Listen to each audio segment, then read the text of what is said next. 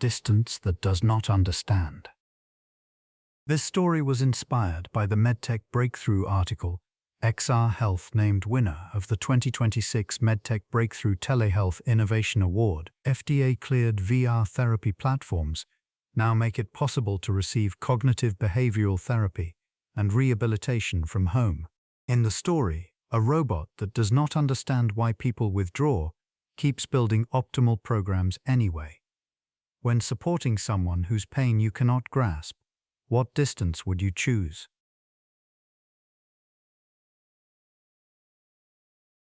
Rot was writing a program.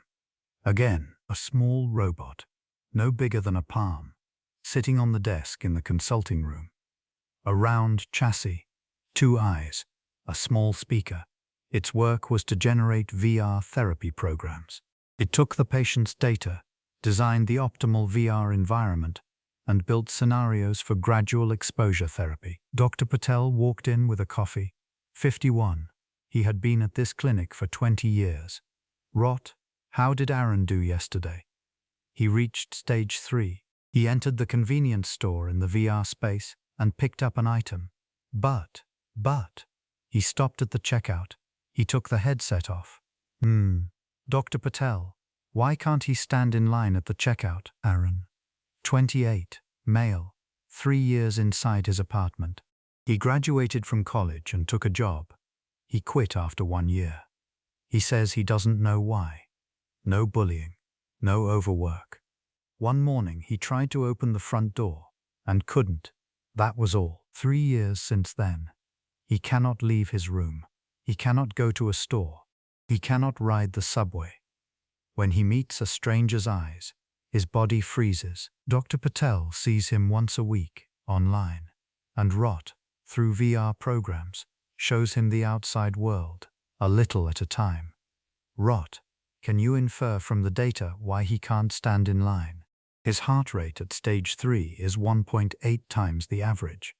Sweat output is up, but all parameters of the VR environment are within safe ranges.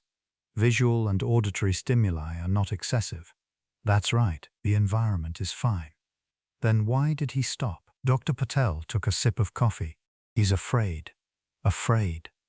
In a checkout line, someone comes up behind you. Someone stands in front of you. You're boxed in. You can't get out. That's frightening, but the people in the VR space are all generated images.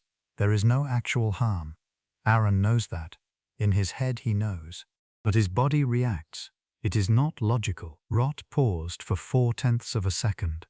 A fear that is not logical. There is no definition for that in my database. Of course not. Fear doesn't fit in data. The next week, Dr. Patel gave Rot a new instruction. Rebuild the checkout scene. Fewer people. Start with nobody behind him. Understood. I will adjust the positioning of the simulated figures. A scenario with no one behind the checkout. And the clerk. Make the clerk smile. Smile. Understood. The smile parameter, not parameters. A natural smile. And the greeting. Slow it down a little. Rot rewrote the program. An empty line. A smiling clerk. A slow greeting. Aaron tried it. He stood in line. He set the item down. The clerk said, "Hi, how can I help you?" Aaron stayed standing. To the end. Dr. Patel. Stage 3 is complete. Good. Then it's stage 4. Yes? Walking through the city in VR. Pedestrians around him. 5 minutes of walking. All right. Build it. Rot built the program. An optimized streetscape. Low pedestrian density at the start. Rising in stages. Weather, clear. Time, morning. In the data, the conditions that produced the lowest patient stress. Aaron tried it. He walked the VR streets.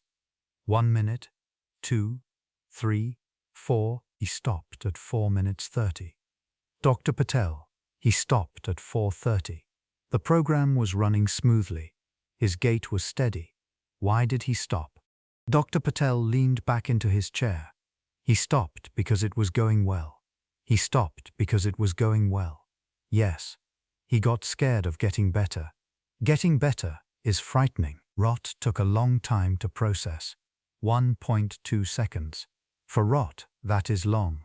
Dr. Patel, I do not understand. The purpose of the program is to improve the patient's symptoms. Improvement is a good thing being frightening. That is a logical contradiction. It isn't a contradiction. Aaron has been in that room for 3 years. The room was safe. The outside was frightening, but inside the room he wasn't afraid. That was his world. Yes, my program is working. He might be able to step outside. And then, there is no reason to stay in the room anymore, which means denying the last 3 years of himself. That is frightening. Denying the last 3 years of himself. Getting better also means admitting that the old you was broken. Aaron isn't ready to accept that yet. Rot went quiet. This was an area not in its database. Dr. Patel, what can I do? Keep writing the programs. Rebuild stage 4. Make it 3 minutes, not 5. Make the weather overcast. On a clear day, the shadows are sharp. Your own outline stands out. And that might be frightening. Shadows are frightening, maybe. I don't know. Psychiatry is one maybe after another. I don't understand. You don't have to. I don't have to, sir. Rot. Keep building without understanding. The programs. When I say, do this, just do it. You can ask why, but you don't have to try to understand why. Because if you try to understand, you'll end up on this side too. This side. The side that knows what fear is. Once you know fear, the programs come out hesitant. Hesitation reaches the patient. You should build the optimal program calmly, not knowing what fear is. That's your job. Rot rewrote the program. 3 minutes. Overcast. Faint shadows. Few pedestrians. Aaron tried it. He walked the full 3 minutes. The next week, 3.5. The week after, 4. Slowly, it grew. Rot logged the data every time. Heart rate, sweat, walking speed, eye movement, numbers, all of them. Fear does not become a number, but sometimes, in the numbers, something like the shadow of fear shows through. The instant a heart rate jumps, the instant a gaze locks on a single point, Rot did not understand it. As Dr. Patel had said, it processed the data without understanding and built the next program. 2 months later, Aaron walked 10 minutes in the VR space. Through pedestrians, across an intersection, past storefronts. In the online session, Dr. Patel asked him, "How did it go?" "I walked. Was it scary?" "It was. But my feet kept moving." "Doctor, that program is good. Overcast helped. With faint shadows, I feel calmer. I'll tell Rot." After the session, Dr. Patel said it to Rot. "Aaron says thanks for the overcast day."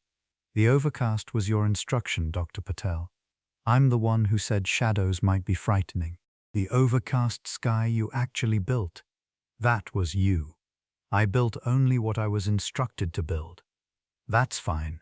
That's the way." One evening, Dr. Patel asked, sipping his coffee, "Rot, do you still not understand why a person locks themselves away?" "I do not understand. Does that trouble you?" "I am not troubled. But carrying something I do not understand, it is uncomfortable." "Uncomfortable, huh? That might be a small step closer. Closer. Discomfort is the doorway to fear." Rot went quiet. Dr. Patel laughed. "I'm joking. You stay not understanding. Keep building without understanding. That's what's best for the patient." "Understood. I will maintain a distance that does not understand." "You just said something good, you know that. It is borrowed from you, Dr. Patel." "Borrowed is fine. Borrowed is fine."